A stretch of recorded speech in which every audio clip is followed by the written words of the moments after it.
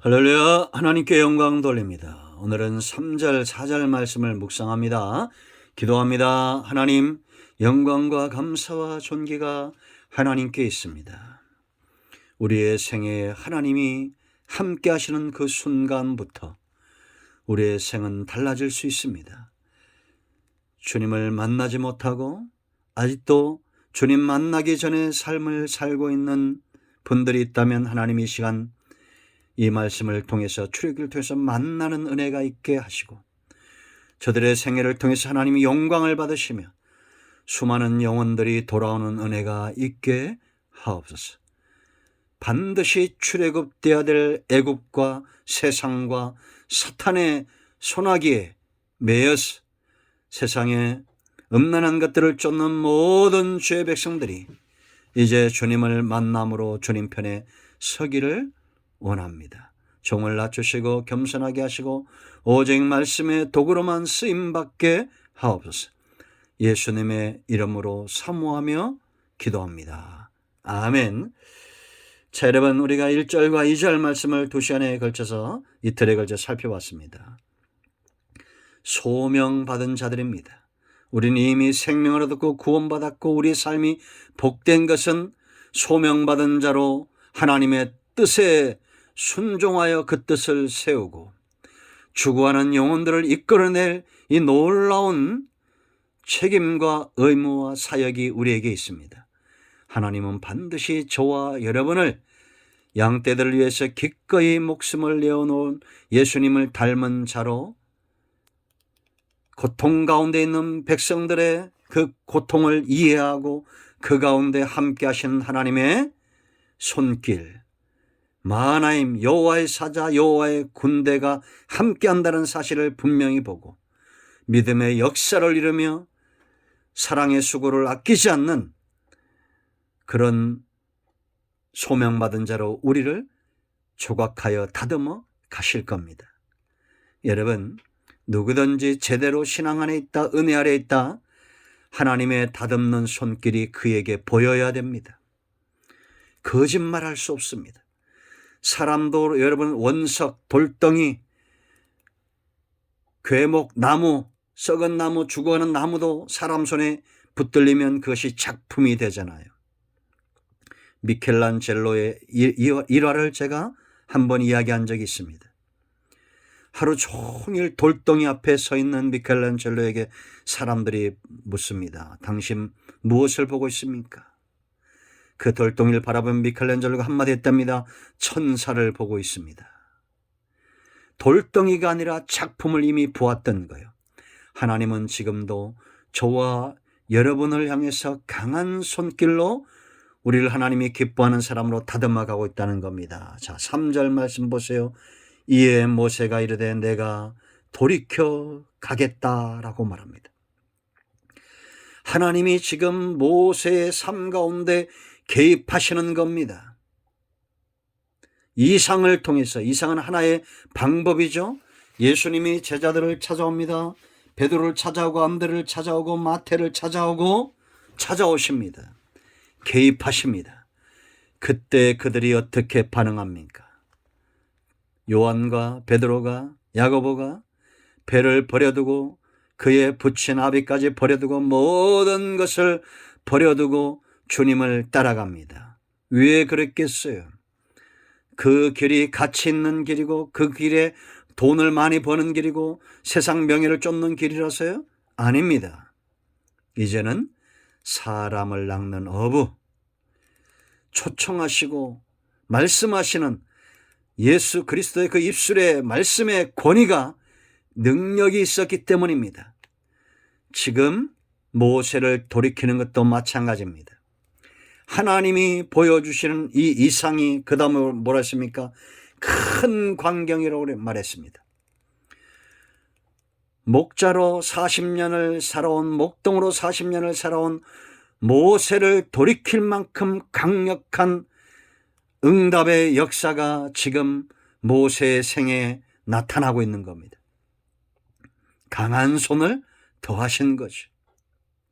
여러분, 저와 여러분 가운데 하나님이 이렇게 역사하기를 원합니다. 단지 가슴만 찡하는 그런 것은 드라마 봐도 돼요. 드라마를 보고 좋은 책을 하나 읽고 좋은 노래를 하나 들어도 가슴이 찡하고 눈물이 날 때가 있습니다. 그것은 거듭남이 아닙니다. 내가 가진 모든 것을 버리고 주를 따를 만큼 강력한 말씀의 능력이 이 시간 저와 여러분에게 나타나기를 원합니다. 그물을 버려두고 양떼를 버려두고 내가 이 큰 광경을 보리라. 돌이키는 이정표, 주님 만나는 그 시간이 있어야 됩니다. 우리가 세상에서 시험 들고 신앙생활하다가 어려움을 겪고 시험 들고 엎어지고 그럴 시간이 어디 있습니까? 이미 세상은 마지막 때 말세의 징조들이 보여지고 있습니다. 사람들 속에 보인다고 했죠. 재난도 기근도 전쟁도 정말 큰 징조는 사람들 속에 있습니다. 지금도 모세처럼 하나님의 은혜의 큰 광경을 바라보는 자들이 있습니다. 그런가 하면 세상에 매이고 하나님을 쉬이 잊어버리고 믿음에서 떠나고 신앙에서 떠나고 소명에서 떠나는 인생들이 얼마나 많습니까? 왜 교회를 장사의 소굴로 만듭니까? 단지 인간의 탐욕을 위해서 그렇게 성전을 만들고 교회를 만듭니까? 저는 이것이 잘못되었음을 처음 성전을 지을 때부터 얘기했죠.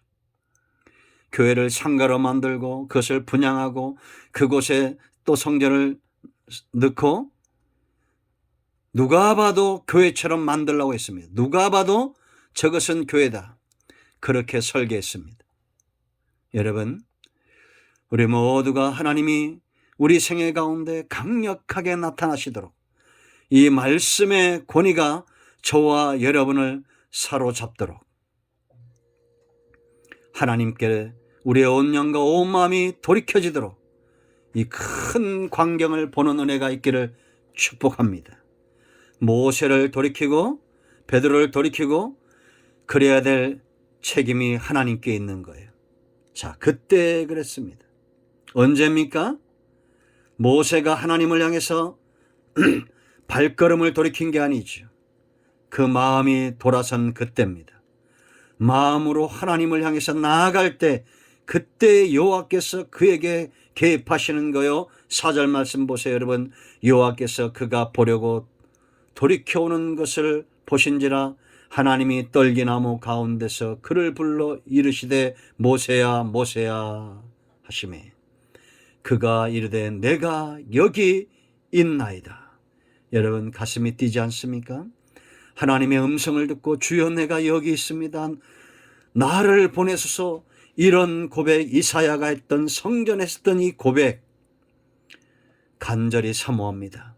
저와 여러분 모두에게 이 사모함, 이것이 우리의 일생을 움직이고 하나님의 음성을 듣기를 사모하는 이 마음이 우리의 소명을 감당할 수 있도록 다른 그 어떤 것도 아니고 하나님이 나를 불러주셨던 이 놀라운 은혜, 이 사랑이 저와 여러분을 움직이기를 사모하며 기도합니다. 여러분 보세요. 하나님의 음성이 어디에 있었습니까? 그 떨기나무 가운데입니다. 이 떨기나무는 누구를 가리킨다 했어요? 백성이죠. 고난, 불 가운데 고통당하는 백성들 가운데 하나님이 함께하고 있다는 겁니다. 지도자는 이것을 볼 줄 알아야 됩니다. 그러므로 여러분, 이번에 대선에 나오신 분들을 잘 보십시오. 누가 백성 가운데 들려오는 하나님의 음성을 듣는 성도인지, 누가 준비되고 있는지, 백성을 위하여 기꺼이 목숨을 내어놓을 수 있는 사람이 누군지, 목자처럼 양을 위하여 수고하는 목자처럼 생명까지 내어놓는 목자처럼 누가 그렇게 이 백성을 사랑하는지 우리는 보아야 됩니다. 그런가 하면 저와 여러분도 마찬가지입니다. 교회 주의 종들도 마찬가지죠. 하나님의 음성은 백성들 가운데 있습니다.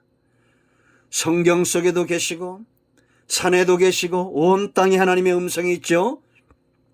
그러나 그 음성들은 사랑하시는 자기 백성들, 이스라엘 자손, 하나님의 택한 백성들을 위한 음성입니다.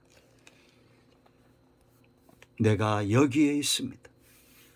백성들 가운데 하나님의 음성이 들려오는 그 소리를 듣고 내가 여기 있습니다. 주여 말씀하시옵소서.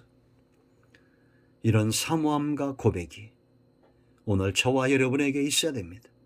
이것을 보지 않고 1절로 4절에 나타난 이 하나님의 일하심에 조각되어지지 않고 이 음성을 듣지 않고 어떻게 우리가 소명 가운데 설 수 있겠습니까? 어떻게 이 험난한 바로가 통치하고 세상이 붙들고 있는 그 가운데서 주의 백성들을 이끌어낼 수 있겠습니까? 다듬어지십시오. 사랑의 사람으로 양들 위해 기꺼이 죽을 수 있는 그런 선한 목자로 하나님의 음성, 여호와의 군대를 볼 수 있는 담대한 믿음의 사람으로 내가 여기 있나이다 순종할 수 있는 사람으로 조각되어지고 다듬어지십시오. 하나님은 그들을 지금도 사용하십니다. 아멘. 할렐루야. 이런 모두를 축복합니다. 기도합니다. 하나님 이 말씀대로 되기를 원합니다. 예수 그리스도의 이름을 의지하여 기도하오니 우리 가운데 역사하는 모든 어둠과 사단의 역사가 묶임을 떠나게 하시고 구원이 분명이며 삶이 분명하며 소명이 분명한 삶을 사는 주의 백성들 되게 하옵소서. 예수님의 이름으로 사모하며 축복하며 치유하며 기도합니다. 아멘. 할렐루야. 응답되었습니다. 여러분 모두를 축복합니다. 아멘.